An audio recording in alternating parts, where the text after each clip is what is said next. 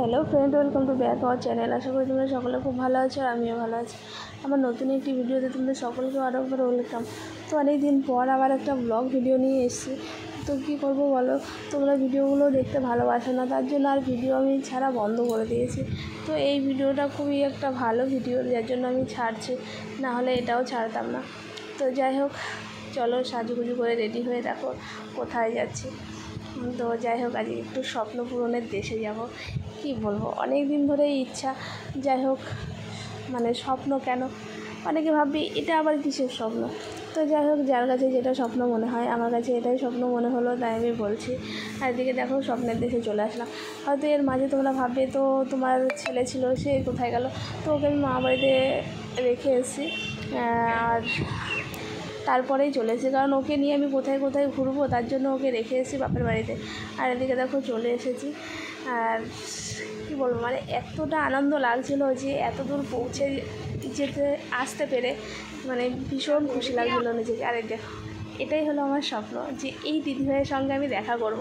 তো অনেক দিন ধরে ভাবছিলাম, কিছুতেই হচ্ছিলো না। তো ওই বুনুর জন্য এটা স্বপ্ন সত্যি হয়ে গেল আমার।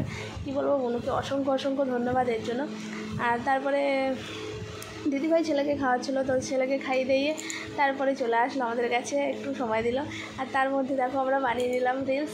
তো দিদিভাইয়ের সঙ্গে দেখা করেছি, কিন্তু একটা রিলস বানাবো না, এটা কি হতে পারে বলো।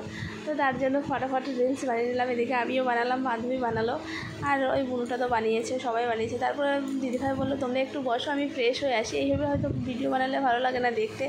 তো তারপরে দিদিভাই চটপট করে, মানে কি তাড়াতাড়ি ফ্রেশ হয়ে আসলো, কি বলবো তোমাদেরকে। আর দিদিভাই এত মিষ্টি দেখতে, তোমাদেরকে কি বলবো, দিদিভাই ফিল্টার ছাড়াই মিষ্টি দেখতে। অনেকে ভাবো যে হয়তো দিদিভাই ফিল্টার দিয়ে ভিডিও করে, সেরকম কিছুই না।